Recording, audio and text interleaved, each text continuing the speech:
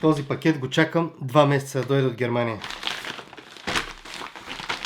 2 месеца.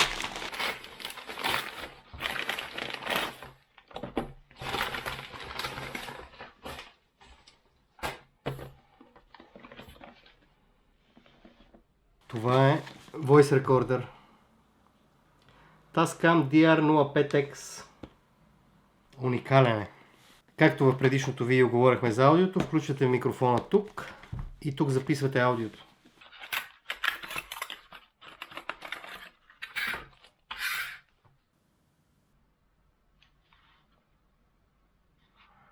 English. We're gonna find them and I'm gonna fight for you. They better start hiding. We'll be running with the lions. Както знаете, но ако не знаете, вече ще знаете, че от музика и от филми не се изкарват много пари. Така че почти всеки от нас, който се занимава с музика и с филми, има втора работа. Моята втора работа е това. Снощи се случи това.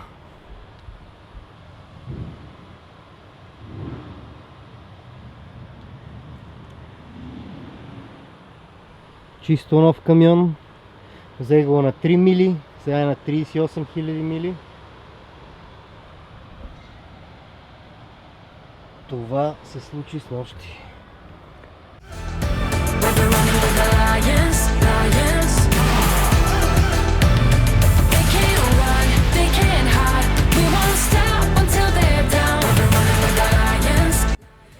Англичаните имат два много гадни навика при шофиране. Примерно, случката от снощи. 3 ленти са, ограничение 50 мили. Аз карам с 50, това са около 80 км.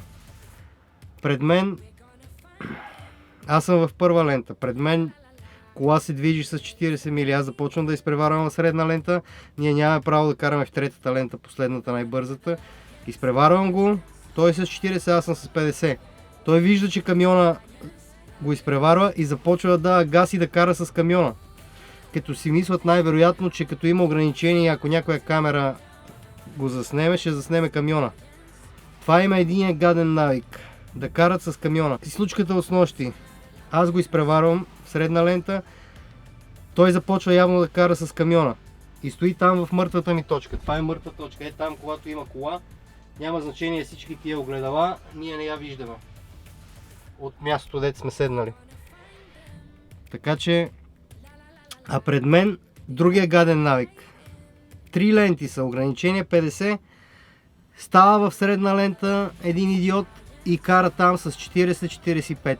Нито мърда вляво, нито в дясно. Стои в средна лента. И накрая аз решавам да се прибера в моята лента, лявата, да го изпревара от лявата страна, той идиот, който е по средата. Обаче не виждам другия идиот, който кара със същата скорост до камиона. Вече. Защото допреди малко е карал с 40 мили, сега кара с 50. И така го удрям. Слава Богу, няма ранени. Всички са живи и здрави. Ще ви покажа няколко кадъра от неговата кола.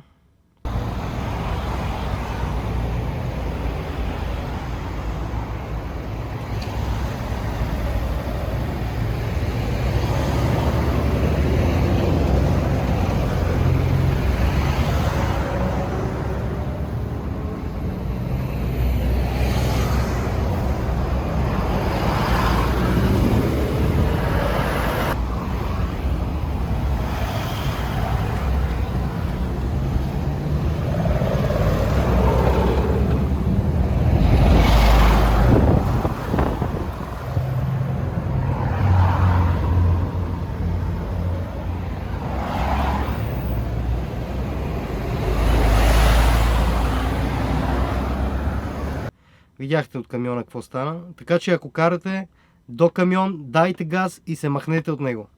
Защото човека не ви вижда. Не дейте да карате успоредно с камиона.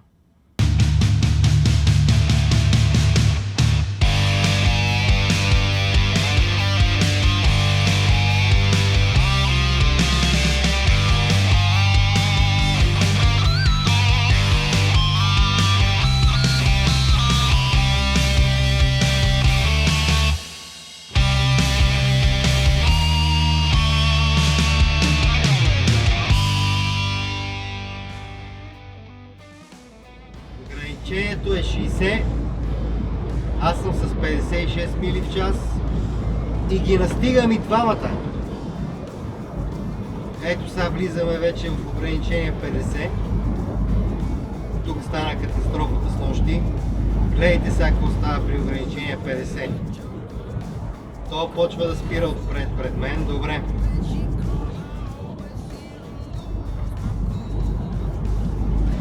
Почва да кара. Реши, че ще дава газ. То другия с аудито белото си седи в средна лента. И в момента аз съм блокиран, не мога, трябва да карам с тяхната скорост.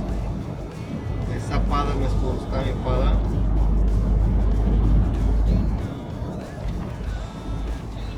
Ето, без нищо отива в средна лента.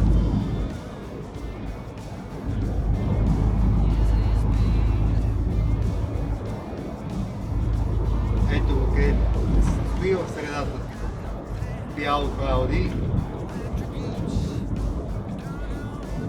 И сега почваме да спираме.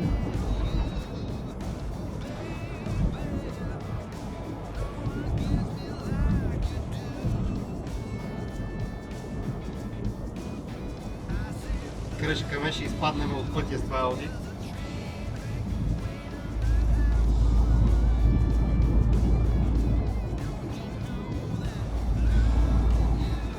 Най-големите некадърници. Като обладани са. Ето по другия камион идва до мен. Ето гледайте сега. Камиона го натиска. Не прави път на камиона, а вижте камиона колко близко е до колата. Кара си в средна лента, даже леко застъпва и третата лента. Ето сега камиона решава да го изпревари от вътрешната страна. Аз минавам сега в средна лента. Да имате по-добра видимост.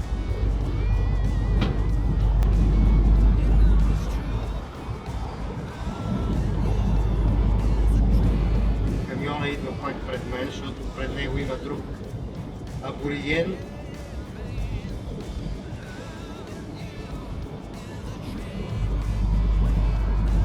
Ето го, неандерталецът си седи в средна лента. Камиона върви а вляво, а вдясно.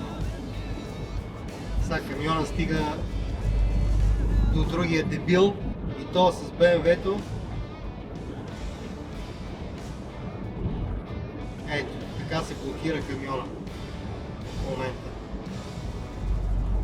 Защото има буклук.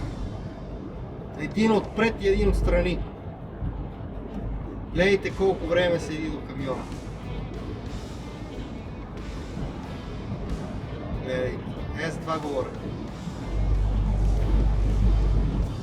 Точно с 50 е заковал скапаното БМВ. Страх го е да надвиши една миля да избяга от камиона. Добре, че той излиза от магистралата. И продължава да си кара по средата, а на задната седалка има дете. От тук го виждам.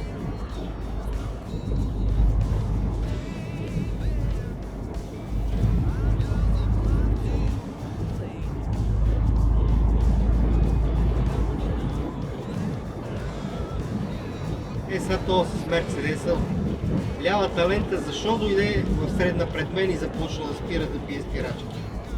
Его гледайте сега, аз спирам зад него. Его идиота с Мерцедеса. Беше в лява лента и дойде в средна лента пред мене. Ай, кажете. Got no class or attributes. Don't know.